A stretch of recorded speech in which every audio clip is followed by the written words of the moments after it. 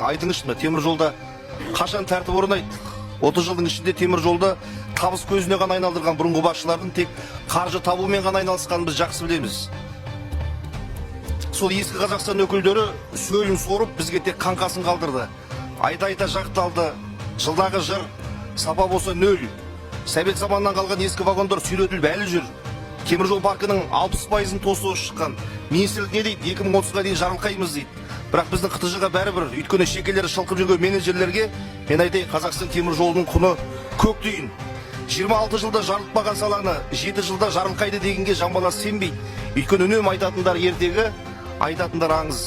2030-ға дейін қалған вагондардың 80% тозып, екі қолды мұрнымызға тығып отырмасымызға кепілдік бере аласыз ба, министр мырза?